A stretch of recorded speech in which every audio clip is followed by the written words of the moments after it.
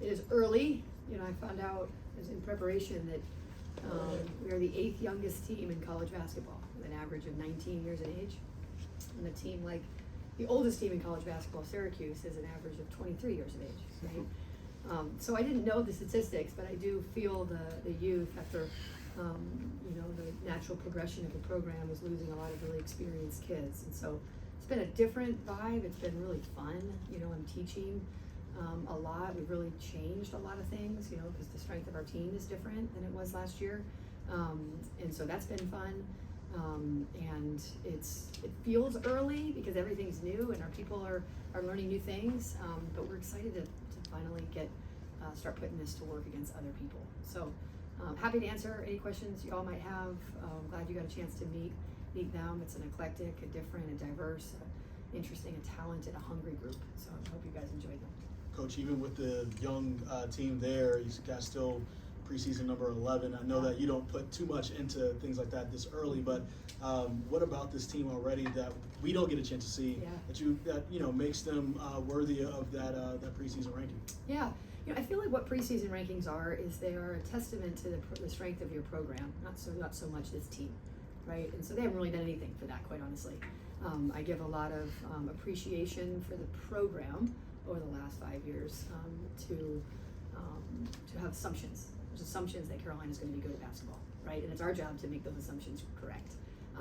And then, of course, the talent that we were able to bring in off the portal and in freshman class. And then people respecting the pieces that we still have and the growth that they've made. But that's what preseason rankings are about, right?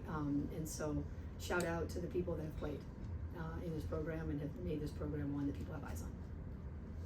Courtney, a lot of your guys' showcase games early in the season are either going to be on the road or in neutral sites, Cancun, Vegas, Texas.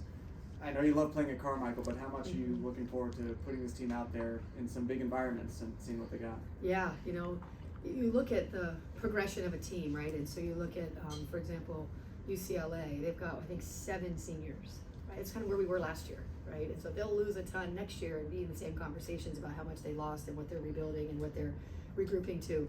And so what a great test early. We knew if we were only going to bring back 35% of our offense and defensive productivity, that we want to know what the standard is so that we can, by the time we get to ACC play, we have a better understanding of what the standard is.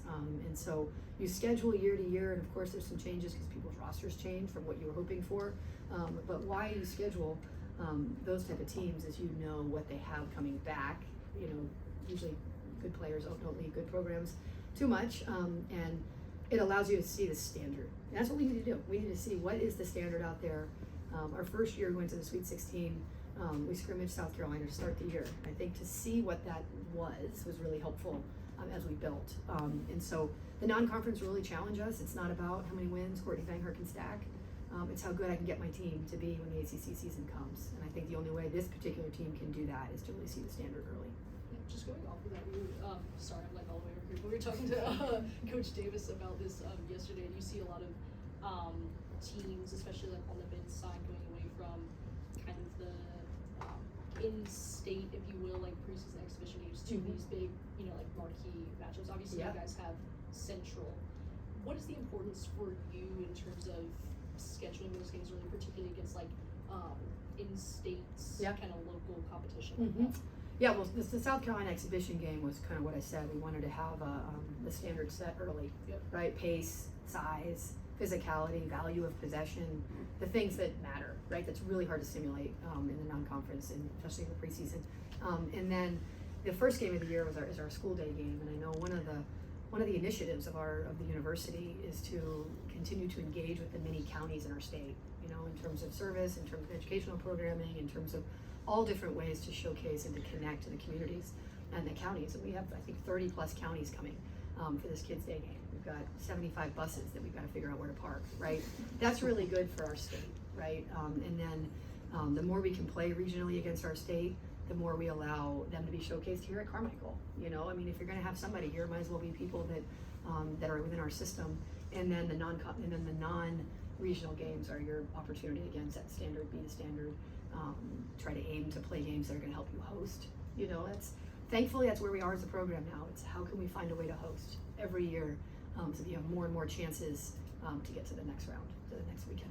Courtney, can you, speaking of the kind of youth on this team, can you talk about what you've seen from Talia? Can you talk about her game and Yeah. how's her recovery process been? I know it's been about a year now. But 2 years, it's 2 yeah. years, She hasn't played in so long. It's crazy. Dynamically athletic, incredibly hungry, a great competitor. You know, Renaya celebrated her. Someone asked her at media day at the ACC, you know, who are you most excited about? And she said Talia Henderson. And she said, because she's my dog. And that's how I would describe Talia. She's going to give you everything she's got. You know, when she plays out against South Carolina, it'll be her first game putting a uniform on in quite a while because she had to miss her entire senior year. And so, you know, what I've seen from her is someone who is going to do everything it takes to help our team win. She's an elite athlete. Her numbers and her pre-combine stuff are on par with India Navar. And India Navar is in the 1 percentile in terms of the W numbers, the WNBA numbers that are in the combine. And so she's a great athlete, right? And it's the more and more she continues to learn our game and learn our system and learn the pace and speed of college basketball will help. But she's a real bright spot. Courtney, from talking with a lot of these younger guards, it seems like Lainey Grant has kind of taken on this like leadership role with them. She's living with them. And correct me if I'm wrong, she may still be one of the youngest, if not the youngest on the team. Yeah. Yep. So how is she? Obviously, she came here and played early and had an impact early. Yeah. How does she kind of use that blueprint for like a lot of these other freshman guards who probably need to step up in that way? Yeah, I think the big thing for Lainey is she was so young. What she did last year was pretty unprecedented on the women's side. She decided in the spring.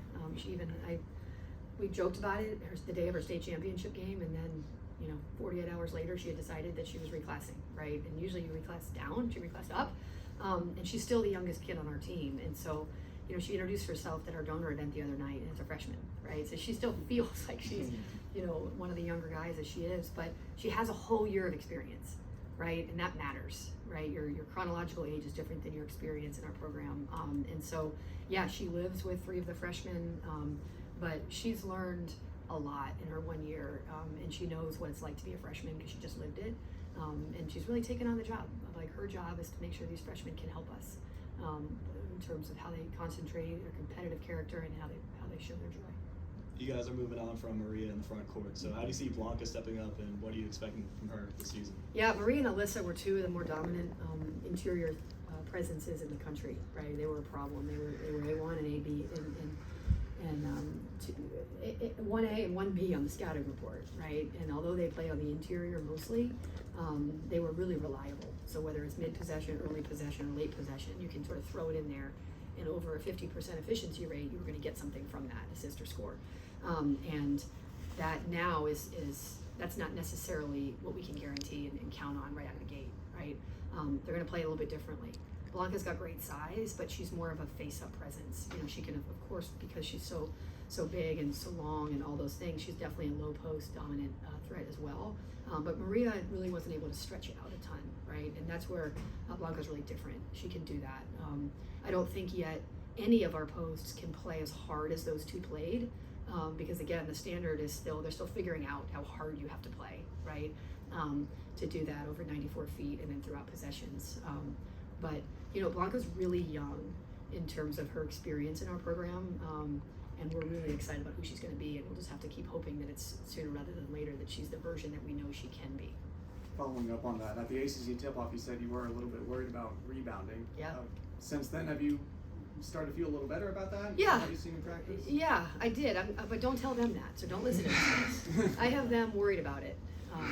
17 rebounds a game went out the door, right? And so we've got to come up with those. And I'm just having them focus on that's their main priority. But yeah, we've been able to secure that much better. But again, don't tell them that. It's all I use my voice strongly in that area. Estakova has only been here for a couple months.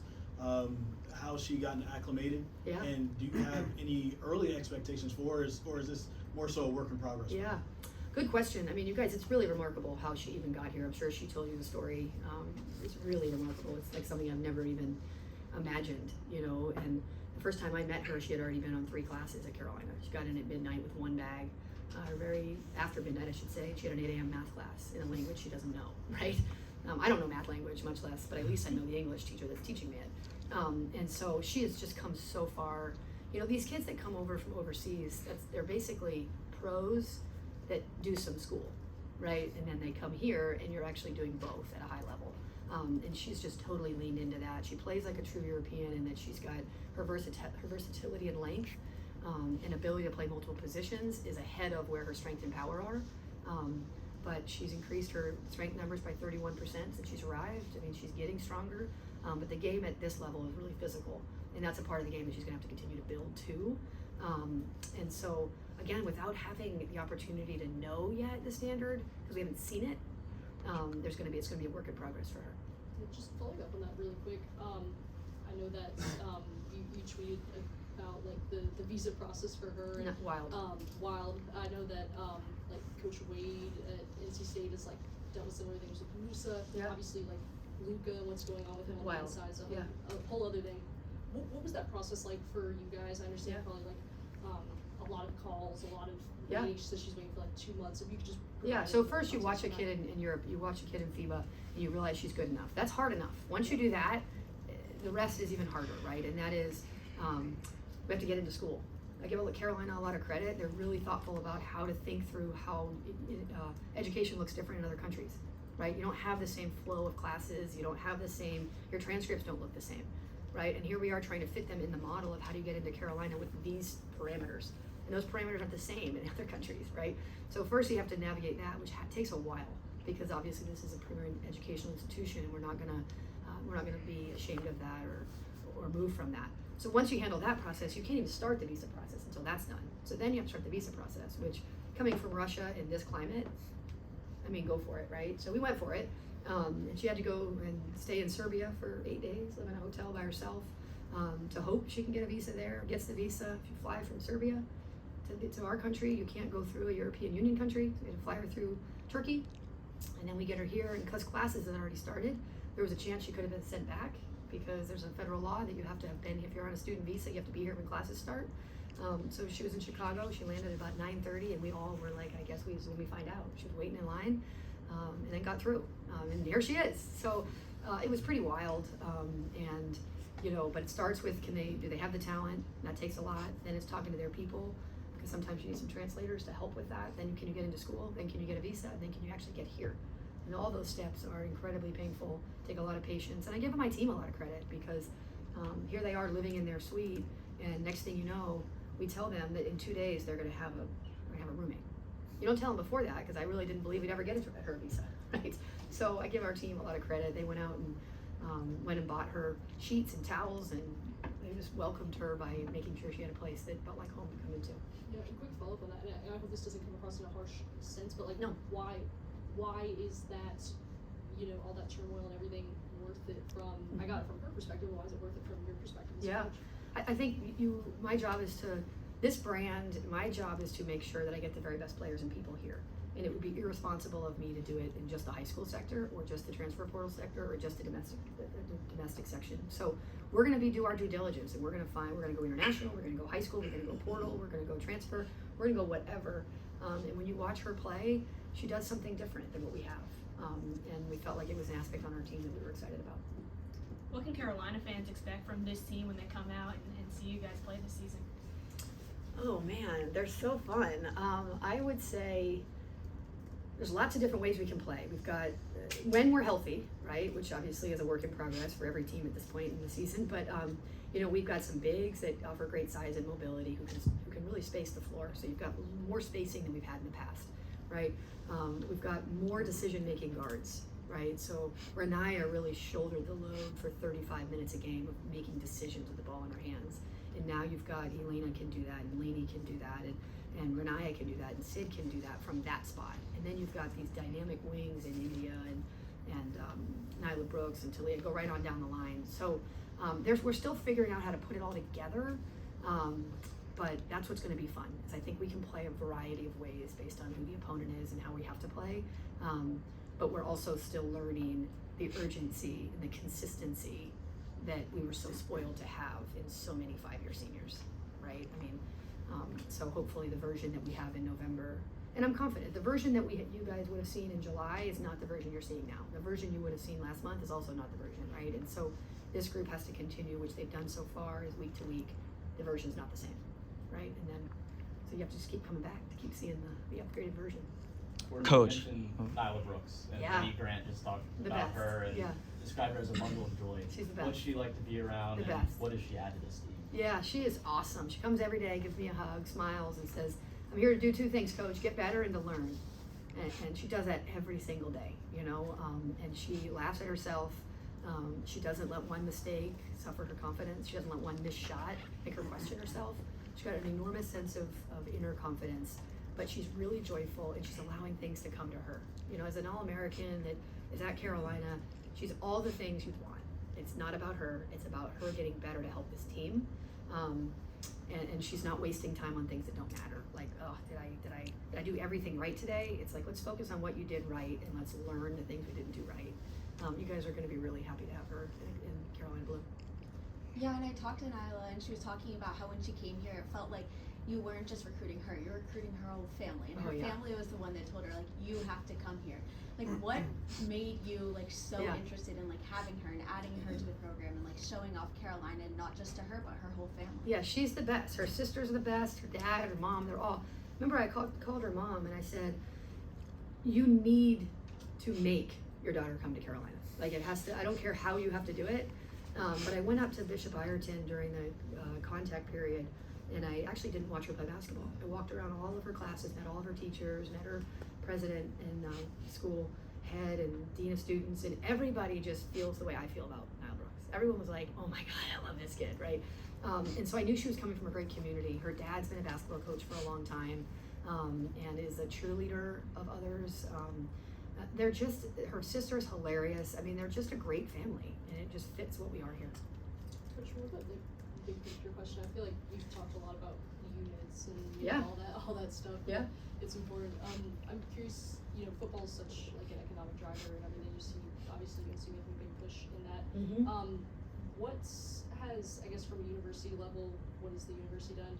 Conference level, what has the ACC done to invest in you all, allow you guys to continue to be competitive in this space where money's such an increasing factor? Yeah, it is. And I think it's a work in progress. You know, I think having the hire of Steve Newmark and Bubba staying on in a role that he can make sure that the department continues to thrive. I mean, I think they're still figuring all that out, quite honestly. And how we've gotten to where we are is keeping the main thing, right? I have to make sure that the product down there at Carmichael continues to draw attention and continues to draw excitement for our community, that I continue to recruit kids that represent this program the right way. And the rest will work itself out, right? Make yourself, I always say this to my team, make yourself invaluable. Just, it's a good life skill. Make yourself invaluable. And I think this is exactly what this program's done. They've made themselves, we've made ourselves an invaluable asset on this campus. We were on national TV, linear TV, more than any team in the country last year. Any team, right? And so you want to talk about brand value, you know, you turn the TV channel and Carolina women's basketball's all over it all the time, right? This year we're on ABC, as we know, and ESPN multiple times. And so the brand value that we bring to the universities, again, we're making ourselves invaluable. What is Kayla's role going to be with this team this year, and how meaningful is it that she has decided to stick around and help you guys out even after having to medically retire? Yeah, I mean, everyone talks about the outgoing pieces all the time in the transfer portals that is across, that's rampant in our game. I think it's undertold how many 5-year seniors have stayed around Carolina, right? I mean, this is a kid that I can't imagine, I haven't had to coach a game without her in 5 years, right? I know she's not playing, but she's every bit as important. She's in our staff meetings, she's actively coaching. She's a really good go-in-between from a basketball standpoint. If there's times where Lisa doesn't understand me, I'll say, Kayla, go make sure she understands what I'm saying, right?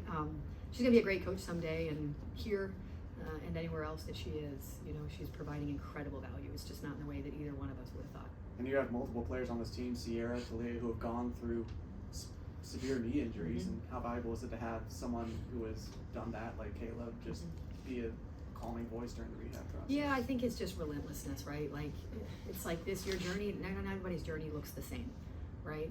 But when a little adversity doesn't make you lean out, it's got to make you lean in. And what a better example than Kayla about how she's leaned in. I mean, I was getting some treatment yesterday at about 8 a.m. and she was in there. You know, she was in the cold tub working on mobility and stuff, you know, at 8 a.m. So she's just, the rehab process you have to lean into, and she's just a great example that you just don't stop. That is being injured is a time commitment that you have to honor. this group being fun is something that I heard multiple Yes. times, even from you. How They're I nuts. heard that you get in on the fun a little bit too, but how do you balance it? Yeah. Trying to, you want team chemistry, that's always important, but Yeah. also you want them to be focused on the goals. Yeah, I just think anything of importance and value has to have joy. That's just who I am, right? I always, I think the hardest thing about taking over a program when I first got here was that the team hadn't fit my personality yet, because you're not coaching a team that you necessarily had your hands on enough, right? The team now fits my personality, did last year, and so they're not perfect, I'm not perfect, right? But we're gonna stand up for each other, right? We're gonna stick up for each other. We're gonna keep the main thing, and like the joy is part of it. That's just who I am. So I think they've signed on for that, and there's not one of them that I wouldn't want to sit next to on an airplane. That's kind of like your baseline. Like if when they're handing out plane tickets and I'm stuck sitting next to you and I don't like you, I shouldn't recruit you, right? They're goofy, but they're serious. Their pursuit to this process has been as admirable as it hit on any team I've coached.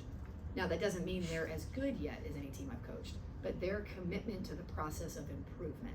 Nyla Harris, India Navarre, Renaya Kelly, and Sid Bark are our only 4 upperclassmen, and they are not letting one day go away without getting better. It's pretty remarkable because I am hard on them, right? Because I'm the standard right now. There is no other standard that they know. So I am continually promoting what the standard is. And I know they're looking forward to somebody else doing that, which is the opponents that we're about to play. Coach, if you had to describe your team using one word, what would you say and why?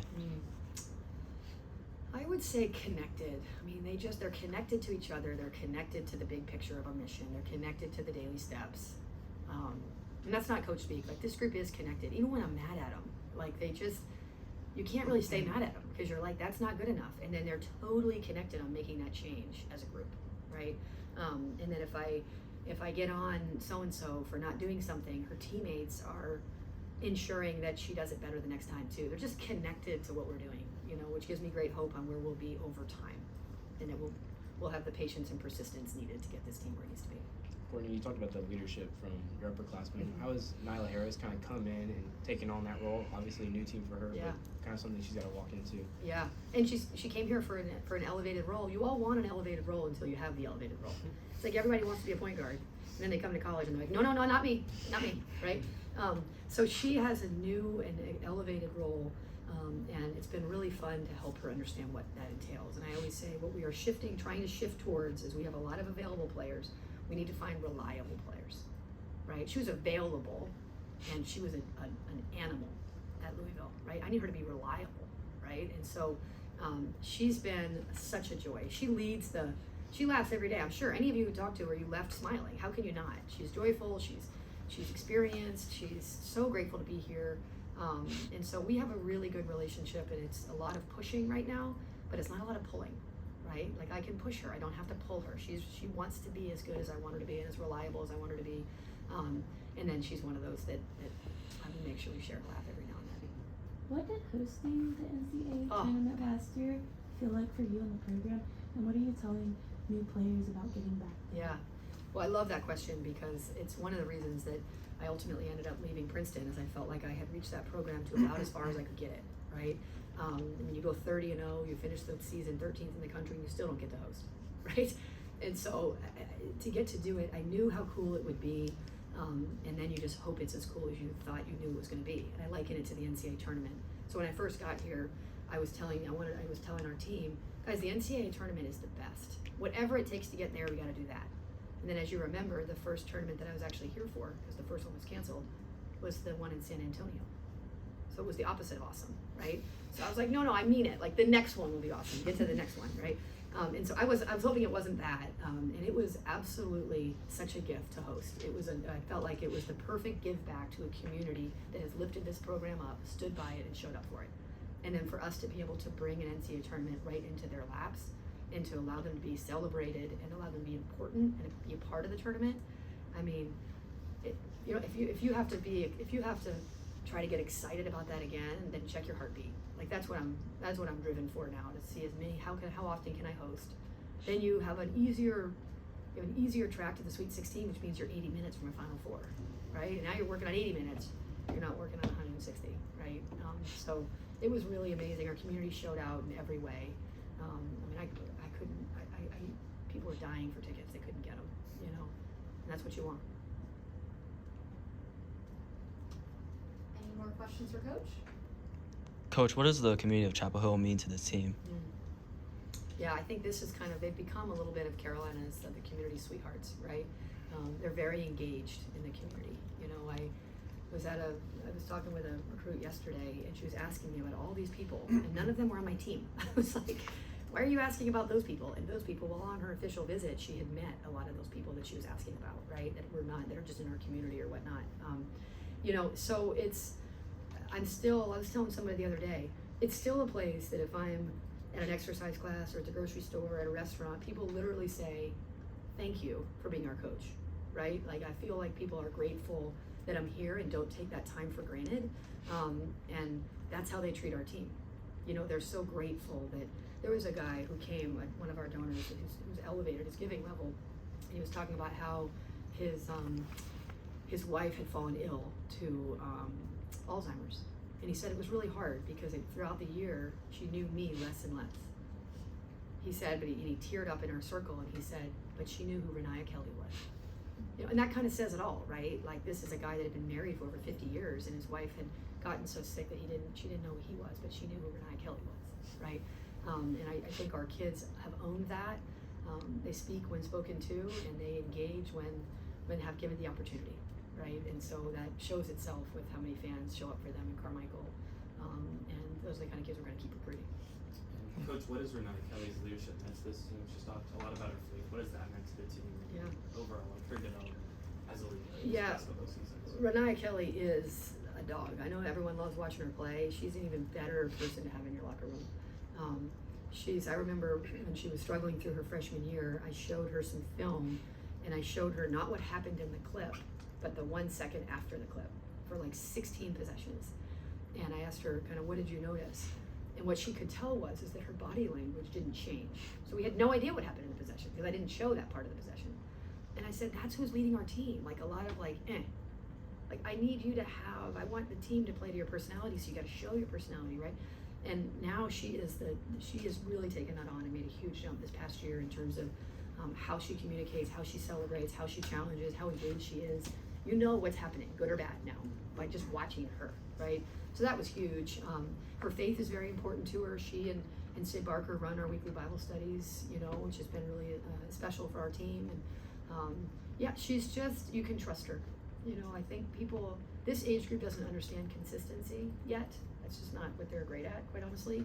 Renaya is consistent, and I think people can get behind that, myself included. And so her consistency is probably where I would put her as an elite category, and then her ability to adjust to make her personality as part of our leadership core has been huge. But yeah, she's a key piece of what we're doing. Any other questions? Great, thanks everyone. All right, guys, thank you. Thank you, so much. Coach. Go Heels.